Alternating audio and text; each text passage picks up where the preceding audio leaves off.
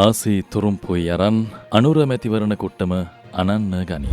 රනිල් කරන්න තීන්දු කරපු වැඩේට අනුර එරෙහි වෙයි. ආදායම හොයන හැටි අනුර IMF එකට කියයි. පාතාලයෙන් රටට පනින මාර්ග 5කට සුපිරි වැඩක්. වම හදන්න ඩාලිපාරේ රහස් කතා බහක්.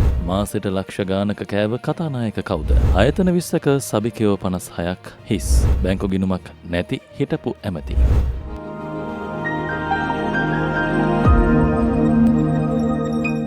ආසී තුරුම්පුයි අරන් අනුර මැතිවරණ කුට්ටම අනන්න ගනි. ඉතා ශක්තිමත් තුරුම්පු කිහිපයක් අතේ තබාගෙන ආණ්ඩුව පළාත් සභා ඡන්දය පැවැත්වීමට සූදානම් බව අභ්‍යන්තර තොරතුරු වලින් ආරංචි වෙනවා. විශේෂයෙන්ම IMF එල්ලීමට සහ ඉන්දියාවේ එල්ලීමට ඇහුම්කන් දී පළාත් සභා මැතිවරණය පවත්වන්නට ආණ්ඩුව සූදානම් කියලා පසුගිය දිනවල සමහරු කීවත් ඒක ඇත්ත නෙවෙයි කියලයි ආරංචිය. ආණ්ඩුව සූදානම් වෙන්නේ ඊට වඩා ලොකු ඉලක්කයක් ඇතිව සැලසුම් සහගතව මැතිවරණයට යන්න කියලා තමයි අභ්‍යන්තර තොරතුරු වලින් කියවෙන්නේ. විශේෂයෙන්ම ආණ්ඩුව මේ දිනවල පාතාලය සහ ජාවාරම මැඩලීමට ගෙන යන වැඩපිළිවෙල පිළිබඳව රට පුරාම විශාල ප්‍රසාදයක් මතුවී තිබෙන බව සමීක්ෂණ සහ බුද්ධ්‍යංශ වලට ලැබුණු ආරංචි ආණ්ඩුවට වාර්තා කොට තිබෙන බව කියවෙනවා. ජනාධිපති අනුර රටම එකට වැඩසටහන ආරම්භ කොට ඇත්තේ මතට සහ පාතාලයට එරෙහිව තීරණාත්මක මෙහෙයුමකට බවයි කියවෙන්නේ. ඔය අතර 2026 වසර සඳහා ආණ්ඩුව ලබන නොවැම්බරේ ඉදිරිපත් කිරීමට සැලසුම් කර ඇත්තේ ඉතා ජනප්‍රිය අයවැයක් බවත් කියවෙනවා. මෙවර අයවැයෙන් අලුතින් කිසිදු බදු පැනවීමක් සිදු කිරීමට ආණ්ඩුව තීරණය කොට නැති බවත් පළමු වතාවට ජනතාව මත පටවා ඇති බදු අඩු කිරීමේ සැලසුමක සිටින බවත් ආරංචි. මෙවර අයවැයෙන් ජනතාව විශාල වශයෙන් බලාපොරොත්තු තබා ඇති සුවිශේෂ ක්ෂේත්‍ර කිහිපයක බදු අඩු කිරීමක් සිදු කිරීමට නියමිතයිලු. අනවශ්‍ය වේදම් කපා හරිමින් දැවැන්ත ආයෝජන සිදු නොකරමින් අතිවිශාල මුදල් කන්දරාවක් මහා භාණ්ඩාගාරයට එකතු කර ගැනීමට හැකියවීම නිසා එහි ප්‍රතිලාභත් ජනතාවට දෙන්න ආණ්ඩුව තීරණය කරලලු. ඒ අනුව අයවැයෙන් තවත් සහන කිහිපයක්ම ජනතාවට ලබා දීමට සූදානම් බව කියවෙනවා. රනිල් කරන්න තීන්දුව කරපු වැඩේට අනුර එරෙහි වෙයි. ඔය අතර හිටපු ජනාධිපති රනිල් වික්‍රමසිංහ විසින් ඉකුත් මාර්තු මාසයේ වන විට දේපළ බද්ධ ක්‍රියාත්මක කරන බවට ප්‍රතිඥා ලබා දී තිබුණා. එය මෙතෙක් ඉටු කොට නොමැති බව IMF එකේ නිලධාරීන් පසුගියදා කීවා. ඒ ජනාධිපති අනුර එක්ක තිබ්බ සාකච්ඡාවේදී. හැබැයි අනුර මේකට ඍජුවම විරුද්ධ වෙලා තියෙනවා. ඒ විතරක් නෙවෙයි මෙම යෝජනාවට එරෙහිව ජනාධිපතිවරයා දැඩි ස්ථාවරයක සිටමින් අදහස් දක්වලා තියෙනවා. අපිට මේ බද්ධ කිසිසේත්ම මේ වෙලාවේ පනවන්න බෑ. මොකද ඒක අසාධාරණ බද්දක්. මිනිස්සු සල්ලි දීලා ඉඩමක් ගයක් වාහනයක් ගන්නකොට අපි කොහොමද ඒකට අලුත් ටැක්ස් එකක් ගහන්නේ? දැනටමත් අපේ රටේ ජනතාව ඉඩකඩම් වලට, ගෙවල් වලට ආණ්ඩුවට වරි පනම් ගෙවනවා. එහෙම තියෙද්දි අපිට ඒවට තවත් ටැක්ස් එකක් ගහන්න බෑ කියලා අනුර දැඩිව කියලා තියෙනවලු. ආදායම හොයන හැටි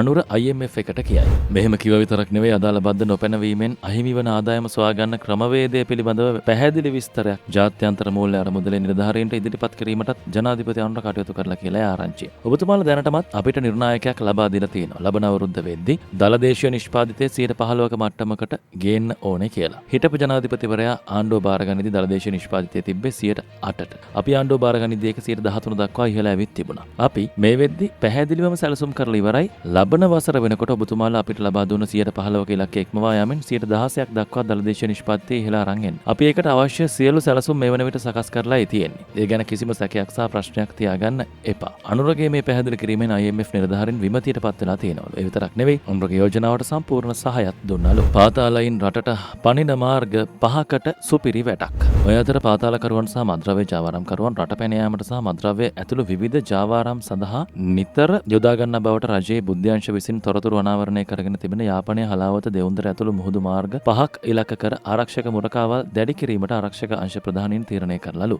මේ මුහුදු කලාප ඉලක්ක කර නාවික සහ ගුවන් මෙහෙයුම්ද වැඩි කිරීමට පියවර අරන්ලු. පාතාල නායක ගණේමුල සංජීව නැමැත්තාගේ ඝාතනය සම්බන්ධයෙන් චෝදනා ලබා සිටින ඉෂාරා සේවාවන් දිසා තවත් පාතාලකරුවන් රැසක් හොර රහසේ දීවර බෝට්ටු යොදාගෙන ඉන්දියාවට පැන ගොස් ඇත්තේද යාපනයේ මුහුදු තීරයෙන් බව බුද්ධ්‍යංශ වලට තොරතුරු අනාවරණය වෙලා තියෙනවා. මේ අතර පාතාලකරුවන් සහ විවිධ මද්‍රව්‍ය ජාවාරම්කරුවන් විදේශයන්ට කැටු යන දීවරයින් පිරිසක් පිළිබඳවද බුද්ධ්‍යංශ වලට අවධානය යොමු වෙලාලු. වම හදන්න ඩාලිපාරේ රහස් කතා බහක්. පසුගිය සතියන්තයේ හවස කොළඹ ඩාලිපාරේ ශ්‍රී ලංකා නිදහස් පක්ෂ මුලස්ථානයේ විශේෂ සාකච්ඡාවක් තිබා. නිමල් සිරිපාලද සිල්වා, මහින්ද අමරවීර, ලසන්ත අලගේවන, චාමර සම්පත්, දුමින්ද සානායක ඇතුළු ශ්‍රී ලංකා නිදහස් පක්ෂ නියෝජිතයෝ වැඩිපුර සහභාගී වී සිටි එම සාකච්ඡාවට වෙනත් පක්ෂවල නියෝජිතයින් ආරාධනා කරලා තිබුණලු. අනුරයාපා ටිරාන්නල සුදේ ගම්මන්පිල සංජීව එදිරිමාන් ඇතුළු තවත් පිරිසක් සහභාගී වී සිටියා. සාකච්ඡාවට පෙර නිමල් සිරිපාල සියල්ලන්ටම තේ බීමට ආරාධනා කළා. මට නම් කෑම එපා, ප්ලේන් ටිකක් බොමු. ගම්මන්පිල එසේ කීවත් ඒ වන විට ප්ලේන් ටි සාදා තිබුණේ නැහැ. සාකච්ඡාව ඉදිරියේදී වමේ කඳවුරේ දේශපාලනය කරන්නේ කෙසේද කියා කතා බහ කරගන්නට එක්සත් ජාතික පක්ෂයත් සමග ජනබලවේගයත් එකට එකතු වන්නට මේ දිනවල කතා බහ සාර්ථකව ඇදී යද්දී අනෙක් අයට ප්‍රශ්නයක් වුණේ වමේ කඳවුරේ දේශපාලනය ඔවුන් දක්ෂිණාංශික දේශපාලනය හා මුසු කරන්නේ කෙසේද කියලා. ඒ අතරතුර චාමර සම්පත් තනියම පාර්ලිමේන්තුව ඇතුලේ ගහන ගේම් එක ගැන හිටපු මන්ත්‍රීවරු ඔහුට සුබ පැතුම් එකතු කරලා. ඔබතුමාලනේ එළියේ ඉඳගෙන මහ විශාල බෝම්බ පත්තු කරන්නේ. අර අල්ලස් කොමිසමේ ලොකු මිනිස්සයව ඉවරටම ඉවරයි. හැබැයි අර ලස්සන නෝනට රට යන්න නොදීප එකට නම් කැත වැඩක්. මම ඒකට විරුද්ධයි. මට ඒක හරි වේදනයි. ඇත්තම කියනවා නම් මගේ අතින් වෙච්ච විශාල වැරද්දක්. මගේ නෝනත් මට බැන්න අහිංසක කුරුළු කුඩු වලට ගල් ගහන්න එපා කියලා. ඔය ආකාරයේ විහිළු තහළු තිබිලා. නාමල් රාජපක්ෂ ගමින් ගමට හෝ ගොස් ගමේ ප්‍රතිසංවිධාන කටයුතු ආරම්භ තිබීම ගැනත් කතා වෙලා. අපේ ගමේ මිනිස්සු මගෙන් අහනවා නාමල් මහත්තයාගේ වැඩෙත් එක්ක සර් යන්නේ නැත්තේ ඇයි කියලා. අපි එකතු වෙලා ලොකු ලොකු වැඩවලට බහිනකොට පලිගන්න එකත් ආණ්ඩුව ටික ටික වැඩි කරයි. මම නම් ඇතුළට ගිහිල්ලත් ආවා. දුමින්ද කියලා. මාසෙට ලක්ෂ ගානක කෑව කතානායක කවුද? හිටපු කතානායකවරයෙකුගේ මාසික කෑම බිල ඔහු එම දූරේ සිටියේදී රුපියල් ලක්ෂ 3.5ක් බව හෙළිවෙලාලු. මෙම තොරතුරු සඳහන් වෙන්නේ වැඩ බලන විගණකාධිපති ධර්මපාල ගම්මන්පිල විසින් කතානායක වෛද්‍ය ජගත් වික්‍රමරත්නට ඉකුද්දා බාර දෙනු ලැබූ පාර්ලිමේන්තුව සම්බන්ධයෙන් පැවැත් වූ විගණන වාර්තාවේ. පාර්ලිමේන්තුවේ දෙපාර්තමේන්තු 9ම අක්‍රමිකතා පිළිබඳව එමගින් වැදගත් තොරතුරු රැසක් අනාවරණය කර ඇතැයි කතානායක කාර්යාලය ආරංචි මාර්ග සඳහන් කළා. මෙම වාර්තාව ඉදිරි දිනවල පාර්ලිමේන්තුවට ඉදිරිපත් කිරීමට නියමිතයි. පාර්ලිමේන්තුවේ කටයුතු සම්බන්ධයෙන් සම්පූර්ණ විගණනයක් කරන ලෙස කතානායක වෛද්‍ය ජගත් වික්‍රමරත්න වැඩ බලන විගණකාධිපතිවරයාට මීට මාස කිහිපයකට ඉහතදී දැනුම් දුන්නා. විගණන වාර්තාව අධ්‍යයනය කිරීමෙන් පසු ඉදිරි ක්‍රියාමාර්ග ගැනීම සඳහා කතානායකවරයා විසින් අදාළ අංශ වෙත යොමු කරනවලු. ඒ සම්බන්ධයෙන් කතානායකවරයා නීති අංශවලද උපදෙස් ගනී කියලා ආරංචි. ආයතන 20ක සභිකයෝ 56ක් හිස්. පළාත් පාලන ආයතන ඡන්ද විමසීමේදී ප්‍රතිඵල අනුව පිහිටවන ලද පළාත් පාලන ආයතන 20කට තේරීපත් විය යුතු සභිකයින් 56 දෙනෙකුගේ නම් මේ දක්වලා මැතිවරණ කමිෂන් සභාව වෙත ලබා දීමට දේශපාලන පක්ෂ සහ ස්වාධීන කණ්ඩායම් කටයුතු කරලා නැල්ලු. එම සභික නාම 56න් 23ක් අනිවාර්ය කාන්තා නියෝජනය යටතේ සභා 11කට කළ යුතු පත්වීම් යයිද අදාළ නාම කොමිසමට එවන ලද ලෙස ඒ පක්ෂවලට සහ කණ්ඩායම් වලට මේ වන විටත් සිහි කැඳවීම් ලිපි යවලු තියෙන්නේ. එම නියෝජිතයින් පත් නොකලට සභාවල ඝනපූර්ණය සහිතව ඒවාෙහි කටයුතු කරගෙන යාමට බාධාවක් නැහැ. හැබැයි මේ සභික නම් ගැසට් නොකිරීමෙන් ඔවුන් වෙනුවෙන් මැතිවරණයේදී ඡන්දය දුන් ඡන්දදායකයින්ට ඉන් බලවත් අසාධාරණයක් වෙන බව තමයි මැතිවරණ කොමිසම කියන්නේ. බැංකු ගිණුමක් නැති හිටපු ඇමති. හිටපු අමාත්‍යවරයෙකු වන වජිරාබේවර්ධනට කිසිදු බැංකු ගිණුමක් නැහැලු. මේ තොරතුරු වාර්තා වූයේ මෑතකදී කොළඹ නගරයේ පැවති අවමංගල අවස්ථාවකදී ඇති වූ සාකච්ඡාවක් අතරතුරලු. අවමංගලයේ උත්සවයකට සහභාගී වූ දේශපාලනඥයින් පිරිසක් අතර මාතෘකාව වූයේ අල්ලස් කොමිසම පිළිබඳව. වජිරාබේවර්ධන ප්‍රකාශ කළේ තමන්ටද අල්ලස් කොමිසමෙන් කැඳවීමක් ලැබුණු බවත් ප්‍රශ්න කිරීම වලදී තමන් බැංකු ගිණුමක් නොමැති බව පැවසුව විට නිලධාරීන් පුදුමයටපත් වූ බවත්ලු. එම නිලධාරීන් තමන්ගෙන්